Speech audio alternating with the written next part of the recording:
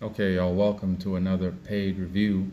This will be one of the first of many, hopefully, reviews for the manga Sacrifice, created by KAITO. Now, this is a man who took the advice of Coffee Comics. And long before I started talking about the importance of having your own website, because soon enough, they are going to censor small channels like me. I mean, I'm already censored as hell, but they want to censor me and other small people even more. They are going to come for me and you on Patreon, on Ko-fi, or Ko-fi, or whatever, the Buy Me Coffee website. They're coming for every authentic creator. You have the chance right now to start building your own website. Plenty of platforms, WordPress, Wix, Squarespace. Do it right now. Start building your website because they're gonna send them AI sentinels and they're gonna censor us like crazy, because if y'all haven't noticed, we have officially entered the dark ages, but we have electricity and the internet, right? I want to talk about the dark ages, but with the internet, exclusively on Patreon. Stay tuned for the launch of Coffee TV, because it's going to be real nice. It's going to be real cool. You're going to be seeing the upgrades that we're doing within the circumstance here at Coffee Comics, it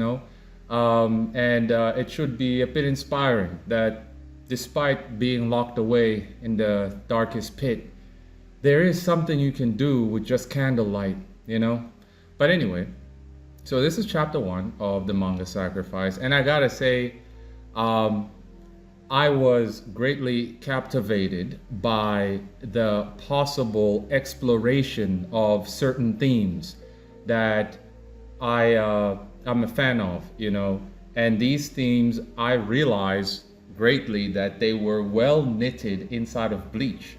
The concept of duality, the concept of going to the extremes and remaining in the center. Bleach is all about that. People underestimate Bleach, right? But in this manga, the theme of, such as this quote right here, I didn't even know Aristotle said this, but we make war that we may live in peace. These were one of my talking points about the importance of duality, how this reality is so broken that in order to have peace, you need war, but peace leads to war, war leads to peace. Unfortunately, that's how paradoxical this reality is. So my actual hook, because y'all know there's got to be a hook in your story, got to be in chapter 1. Nobody has the patience for 5 chapters, 7 chapters until they get hooked. No, you got to hook me day 1, page 1, or page 5. That's how it is. And I was hooked by this very quote over here, and then a little bit more hooked on the following pages. Before we continue, you know that here in Coffee Comics, we judge things by the MANAA ingredients. So if you have all 4, you have a great product. 3 out of 4 is pretty good. 2 out of 4 is decent. 1 out of 4, it's got potential. Now, I got to say, surprisingly, right, that actually this manga has neither. This manga has none of the 4 ingredients. Familiarity, it's too foreign for me. It's a very, very foreign type world. It's something that we're not used to as most shonen and Japanese seinen consumers. The story here takes place in the Middle East, right? So it's profoundly foreign. And there is religious language that can turn off a Westerner, And that's one of the shortcomings that I've told the author that, look, man, if you're trying to sell this in the West, you have to understand that many people just ain't into Islam like that. So you really messing up your reach if you're going to be heavy duty with that Islam up in here. So that is a risk you are willing to take, okay. But by doing that, you completely destroy the familiarity, because you've got to know the basic diet of the consumer base that you're trying to sell to. If people are interested in eating burgers, you have the patty, the bun, the tomato, the lettuce, and the mayo. You come through and be like, you know what, instead of a bun, I'm gonna give you a tortilla, or that flatbread thing. Instead of like a patty, I'm gonna give you like some mince. People gonna be like, hey man, this ain't no burger, bro. This ain't no burger, man. What is this? That's the only problem here, really. Relatability. Now, I have said that it is vital that your story is relatable. For me, the concepts in this story is relatable. However, others are not abstract thinkers like the rest of us, or the few of us, right? And so the relatability for them might be lacking, right? In terms of hopeful, it is not there yet. Instead of inspiring, we cannot know that until the character overcomes severe challenges.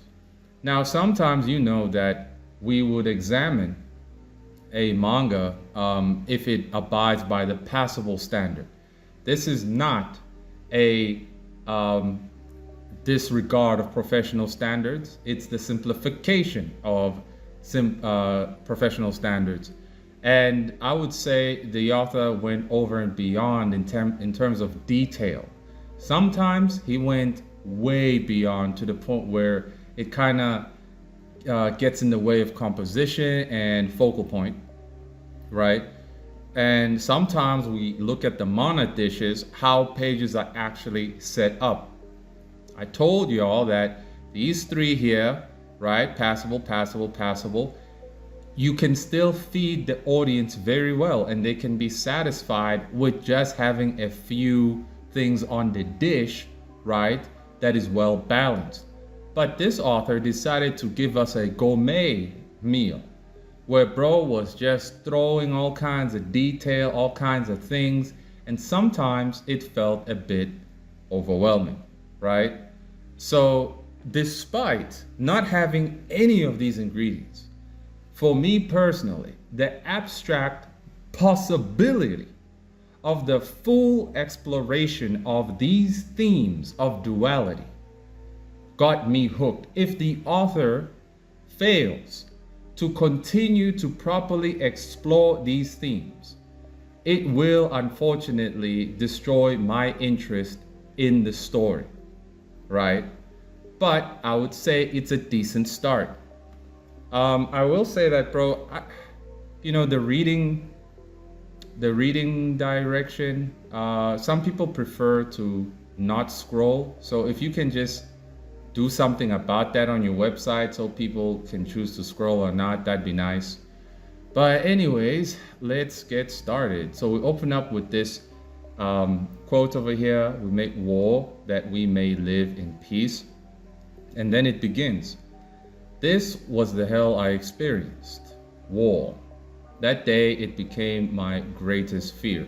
Now I got to say that in terms of, I'm going to say that my problem with the art here, number one, is that the pen used to draw the figures digitally, it looks like a flat, round pen. Flat, round pens honestly destroy the overall, I don't know how to say it, the overall aesthetic or the overall experience of a gritty type manga like this. This manga is pretty gritty, but the flat round pen kind of takes away the grittiness, which breaks the immersion, right? So that's what it looks like. I asked that the author change the inking pen he's using to like a G pen or maybe a brush pen. Just experiment a little bit, right? So we see the main character. That day it became my greatest fear. The blood that spilled from this chaos. How easily it was for men to kill each other. Now, on Patreon, I had spoken about, or asked the question, can men be happy? And this was based on a question that a woman, Odysseus' wife, asked Odysseus while not recognizing him in a movie called The Return. And it's so cool how he answered that question and so on. And it's something really, really important to think about, right? But that's what I was hoping for in this story. That, man, are we gonna answer these questions, right? Why is it so easy for people to just kill each other? Why is that? So I can't wait until we get an answer. I gotta say that there's also a twist, despite the normal war of sword and arrow, right? As you will see here, I really like this panel. It looks like a painting taken from an ancient war that happened in the Middle East. It's as if the author saw a painting, like a real world one, and used it as reference, which is really cool. So I like it. We see them dudes killing each other to take life so violently, the way they plundered and violated such precious life. I believe this was the only form of war that existed.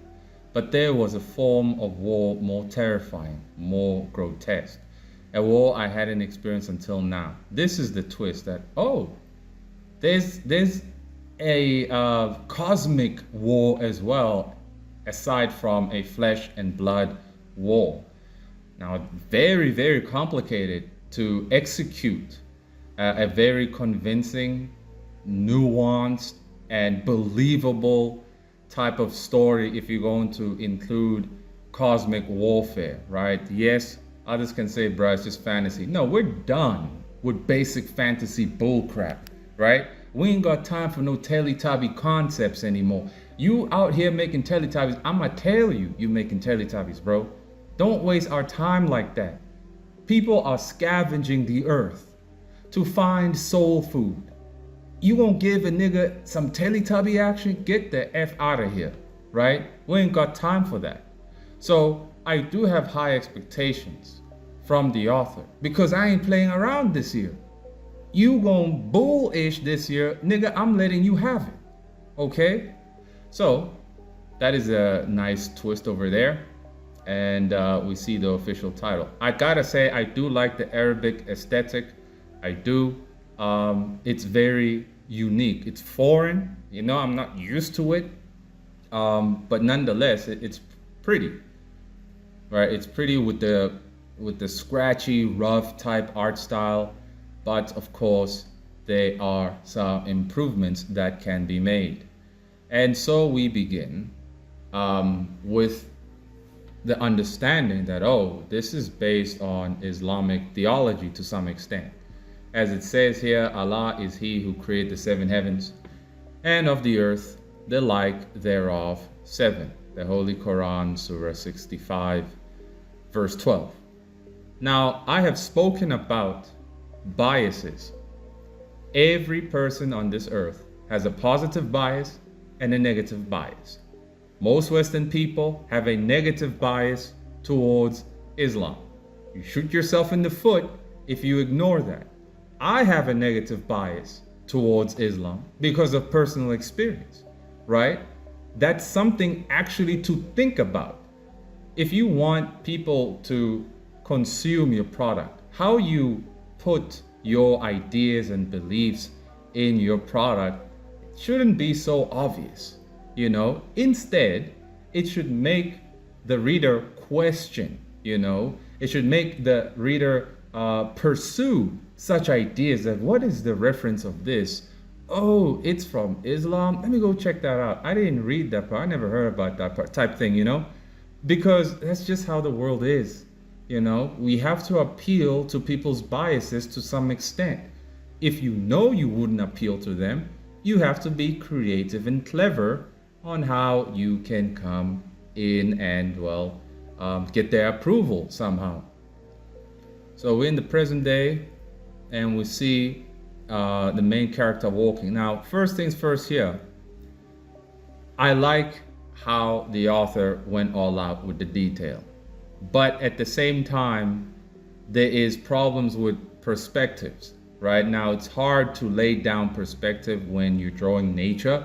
Now, some have said there is no perspective in nature because there are no straight lines in nature. Nigga, please. Okay, you just gotta be creative about it, right? This is what I'm talking about when I mentioned the fact that the author does not apply passable here. He gives us a gourmet dish.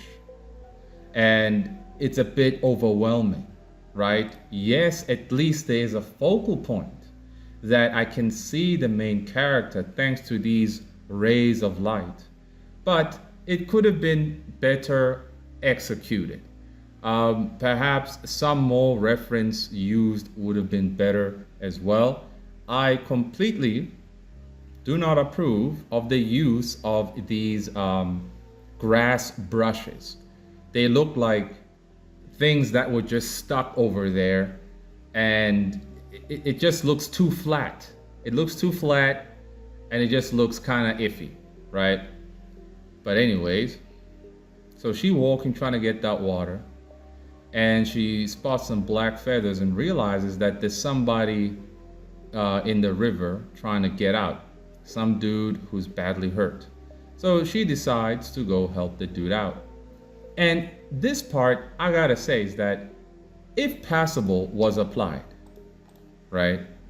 If passable was applied, I personally would have not drawn the character take off her shoes, put her foot in the water, tie her bandana, and start struggling to walk past the river to fetch this guy. It's all a lot of unnecessary detail for me personally. But I do appreciate the fact that the author actually took the time to do that, to draw that. However, I don't understand the need to do that, right? I don't see why it took a bunch of pages, like a bunch of pages and a bunch of panels for her to get to the other side. I don't think that was necessary. Now, for those who like doing things like this, fine. However, it is wasting a bit of time. You know, that's why passable exists. But I want to justify why the author did this, but I think I would be incorrect in why he did it, right? I'm not too sure at all why he did it. So anyway, she arrives and pulls the dude out. Are you okay, sir? He sees that he's hurt, but still alive. See what I mean? Look at this. So a shot of the foot then on the rock, and then the other hand on the rock, and then her struggling to pull the dude because he's like 250 pounds of muscle, most likely. That was a lot of detail. I can appreciate it, you know, but a bunch of hunchbacks can't. And at the same time is of the essence, because I am thinking for you, Mr. Author, that for the sake of sustainability, you got to think about how to apply passable. It's for your own longevity, right? So she pulls the guy out of the water, and finally he's out of the water. And look at this scene right here. See, the perspective here ain't that bad. It's pretty all right. However, it does feel like she is a bit too big in this scene, and the trees feel like they're rather too small, especially this tree over here, right? But then I can appreciate, again, I can appreciate the effort. And these brushes, man, nah, y'all, like, draw them suckers in, bro. It's like, but you just said passable. Well, if you can't properly use the brushes, where they just look like flat, sticky stickers like this, then it's a problem. You know, it's a problem, because in the end, it's gonna feel like the background was drawn dead last, and it was an afterthought type thing. The background gotta harmonize with the characters. The characters have to feel as if they're actually right there. And sometimes it feels like they are not. So, can't give up now. And she says, wake up, and the dude finally wakes up. And looks like he is strapped with all kinds of weaponry, injured as hell. And she notices this fancy knife over here. and she be pulling on that coat. And then finally he wakes up. I gotta say, in this scene, bro, the dude's head is omega legendary huge. I got to tell y'all that you must flip the page, man. Please flip your pages. When you're done sketching a page, flip the page, bro. Okay? Flip the page. Because this head is omega huge, right? And the hand is omega tiny. So he says, oh, after being asked what happened. Where hyena got the better of me, the beast left me to drown, it seems. Man, that hurts. Stop moving, you're bleeding. What happened to your arm? Oh, am I reading the wrong way? Is it left to right? I've been reading right to left all this time. Okay, I think it's left to right. Why hyena in the daylight? And he says, yeah, unnatural for sure. I was hunting it down, but I underestimated the bastard but I won't make that mistake again. Never seen one transform into sunlight. I was taught only the moon could reveal them. Something corrupted its nature, most likely black magic, right? So there is all kinds of magic action up in this story, so that's pretty cool. If a sorcerer is getting involved with monsters, this could be bad. Sorcerers and beasts, a combination like that could lead to another Jinn war. So we already heard from the opening of the manga that she is terrified of war. And now this character reveals that there could be a Jinn war. That's pretty interesting, right? So I really wonder how the author gonna tie everything together, right? Because as I said, no milk and cookies type concepts over here. You got a milk and cookie concept, bro? I'm gonna tell you, man. I'm gonna tell you straight, bro. This is some Teletubby, milk and cookie, little Jimmy boy, Billy and Mandy type thing. But if that's what you wanted, okay. But we ain't playing. We ain't playing. We already watched Billy and Mandy, bro. We already watched Ed, and Eddie, man. We already watched Hey Arnold. We already watched Courage the Cowardly Dog and the Teletubbies. You wanna give us Teletubbies again? Nah, man. Give us something else. So he then says, where are my manners? Thank you for pulling me out of the river. My name is Hiki Boshi of the Jinn Hunters Guild. So there be guilds up in here. Pretty cool. Then she says she's Layla of the Iron Hand of Shams. And she has a famous father in which even this guild master or hunter knows of. So anyway, she then says, hey, can you keep a secret? And decides to heal the guy with her abilities. And this is interesting. Now, I don't think I've encountered a manga about a female who is a healer that is the main character. I don't think I have. So this is an interesting concept. It's like, wow, can this girl keep our attention? Because at the end of the day, it's mostly dudes who are going to be coming to this website, right? Ain't no female really going to be coming up in here. I mean, let's face it, some females going to be like, coffee too toxic, I ain't listening to him, right? Just like the female sissy boys, right? So my question is, Mr. Author, how are you going to make this girl attract dudes to keep reading? Because so far, she is not a bad character. She's not really a boring character. The problem is I just don't care about her.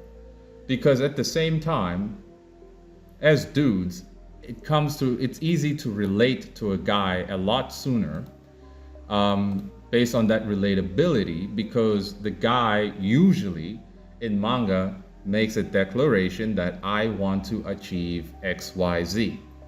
In this manga so far, there has been no ambitious declaration. And so if that is the case, Most people be like, I can't relate with this girl. I don't know what she wants. She out here healing people. I don't know what the heck I'm gonna get out of it type thing, you know? So as I said, the hook for me was the ideas, the concepts of duality. That's what hooked me. But average people, the normies, they might not get the same hook, especially when they don't relate with the main character, right? So he says, thanks a lot.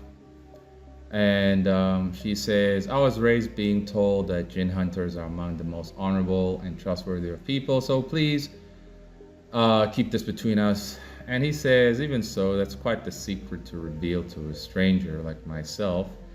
But thanks a lot.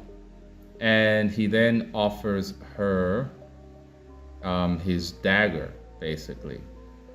Take this. You should always keep one for protection. Oh no, I can't take it. This is from... Oh, I can't take this from you. And the dude just grabs the hand like, woman, just take it, all right? Please, I insist. Just think of it as a token for healing my wounds, right? Thanks again. I'll pay you back. And she seems interested in him, right? But anyway, so we move on. And I gotta say, again, the use of brushes for trees and grass, it's overused in this manga, bro. I mean, if I didn't make it clear already, it's overused like a mother. Okay, got to limit the brushes for them trees and grass. Now, the grass is great to use as foreground, such as this. This is great. It's great to use for foreground, right? But if you're gonna use the same grass brushes, just smaller in the midground, then in the background, it just creates the image to be flattened. And then you're gonna use black flat tree brushes. It just makes everything flat, and it does kind of make everything look muddy. The way the gray tones are also used, it's a bit overused. Not even a bit, it's actually overused. The gray tones do not actually abide by the laws of the shadows. The laws of the shadows, but let me just say, they don't abide by the rules of the light coming from a certain direction, and so the shadow being cast. Simple example is this this panel here. Here's the sun, this is the light. However, there's a shadow where it shouldn't be. See what I mean? The shadow should be here, not there. The sun is right there. There should be shadows being cast. So the gray areas should be placed in a certain way. But you see, the artist did not follow those basic rules. And so it kind of creates this breaking of immersion and lack of believability, right? Also, the way the characters are shaded in as well, it's not following the understanding of understanding of shadows are where the light is or isn't, basically. Yeah, that's a good example. Because, oh, what the heck? Darn. I just want to show y'all an example real quick. I'm gonna show y'all an example.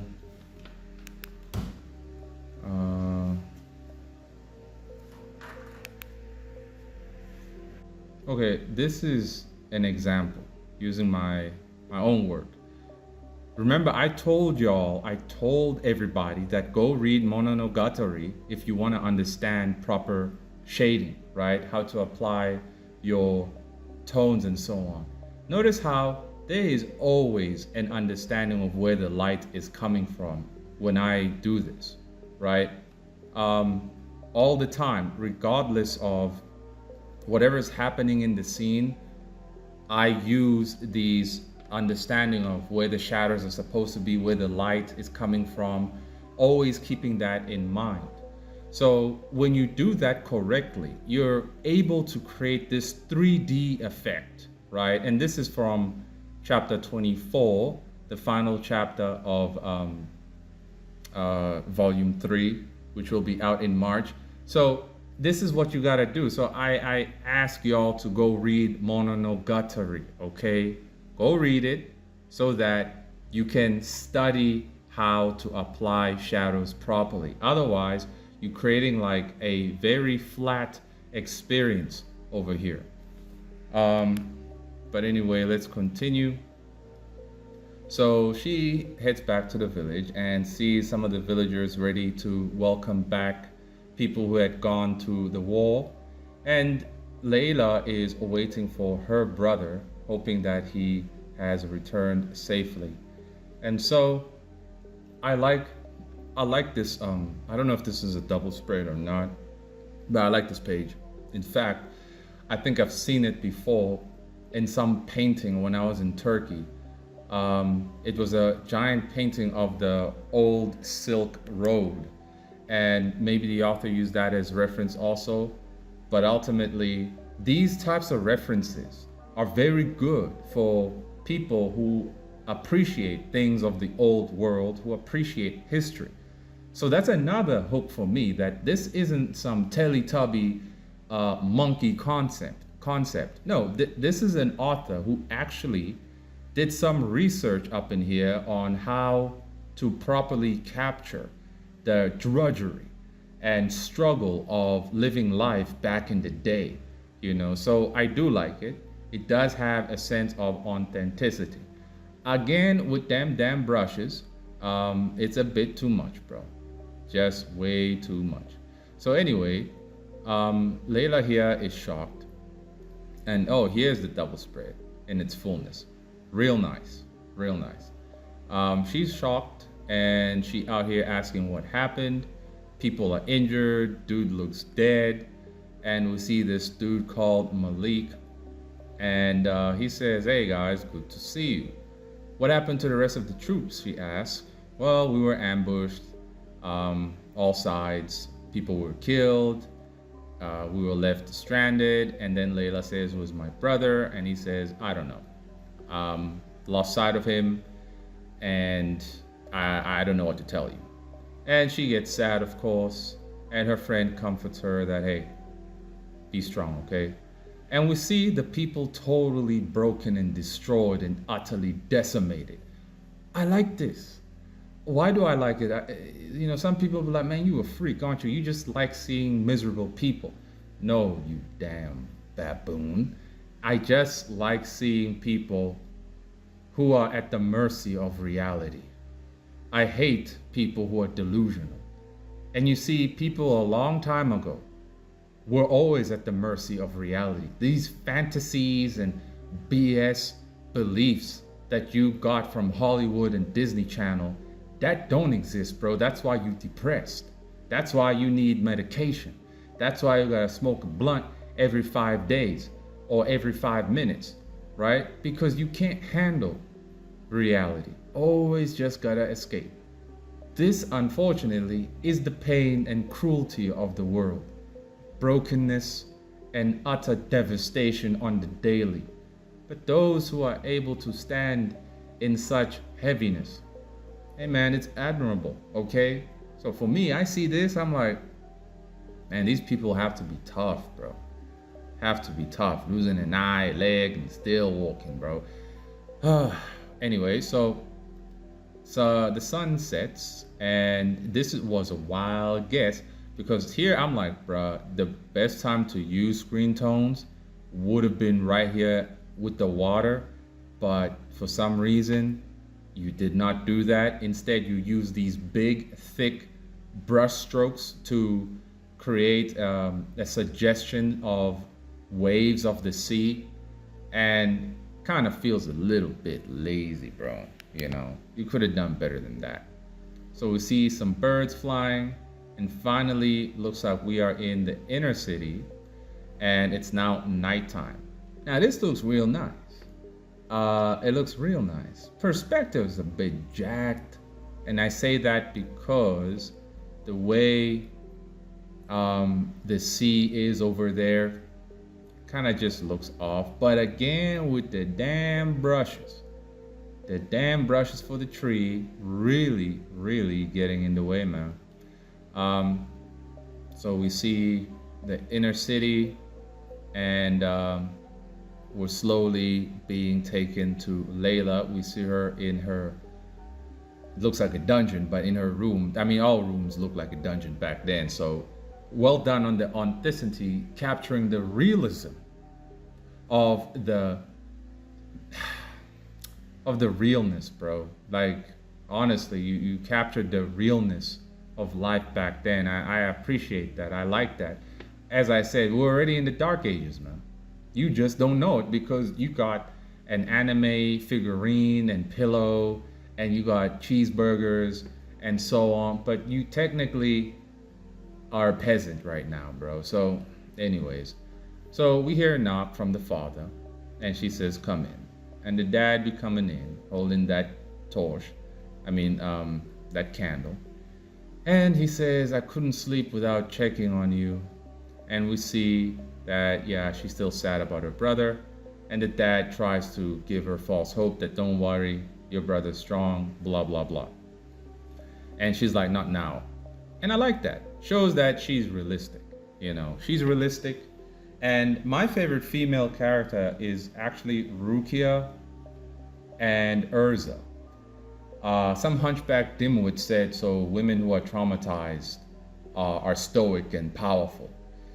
No, you dimwit. Women who are traumatized and have overcome the trauma and are not bound by their trauma and not use it as a scapegoat to be bat-ish insane. Those women are admirable. But what we have today, we got all kinds of hussies running around traumatized since teenagehood, got blasted by Tyrone, Pookie, Ray, Melvin, and Roscoe, and by his brothers. Traumatized beyond belief, running around rampant here and destroying society, poisoning the minds of everybody in the name of, well, it happened to me, so I'm gonna put it on you type thing. So it's really cool to see a female character that ain't going around acting crazy. It's real nice, right? So the dad says, I'm sorry, I still see you as my little kid, and I know now that you're an adult as well. And they make a prayer, praying to Allah about the situation and so on. And then the father decides to leave. Get some sleep. You have work in the morning, remember. Always have faith in Allah's plans. Good night. And then the morning comes.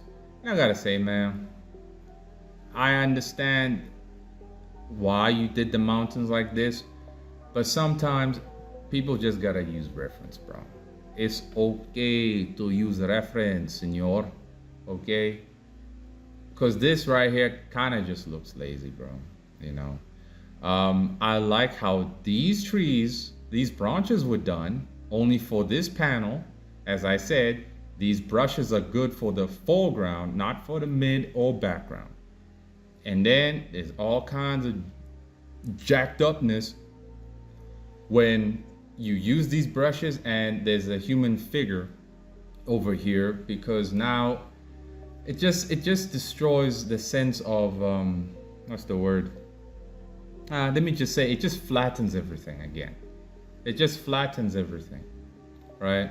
So we see this weird guy at the gates of the city, and he looks totally creepy, like homeless magician type thing, right? With his yak teeth, piranha teeth, all kinds of weird. And it looks like he is a monster. And then he says, hunter, you still live. Let me show you what a war with me is like. So it looks like this is the were hyena. But anyway, that's the end of chapter 1. A pretty decent start. But as I say, what hooked me was the concept. I don't per se like Layla. I don't. She's not really boring, but she's not interesting either. Um, and that again, that's going to mess up a lot of people's general interest as to like what the heck does she want. We need to relate to this character. If we can't relate to her, then why are we reading type thing? But hey, my attention will still be here because I want to see how the answers towards this war and duality will come about. We'll see, right? We'll see. I wonder what chapter 2 and 3 gonna be like if I do lose like interest. You know I'm gonna let you know, bro. You know I'm gonna let you know that, okay, you see here now, you took too long to set up. You took too long to make us care about Layla and what she actually wants to do. I'm gonna let you know. But a decent start, but definitely not the cup of tea for most people. In terms of abiding by the standard, by the Trinity, I mean, basically, the format of manga production. It's kind of hard for me to tell, actually, because I'm scrolling. I'm not seeing it, I'm not seeing the pages properly, you know, as they should be positioned like this, you know. It's hard to tell, but oh well. Decent start. For a web comic, web manga, I will give this a 6.5 out of 10. Under the Coffee Comics standard, there's a bit of a bias simply because I am so interested in these concepts of duality. However, my fear that they will not be answered within the appropriate time is there. So I will give it, under the Coffee Comics standard, a 5 out of 10. 5 out of 10. Under the Coffee Comics standard, under normal web comic, web manga standard, a 6.5 out of 10. So y'all want a review at $40 per chapter. The chapter is 15 to 25 pages. And you can just send me a message on Instagram. Until next time.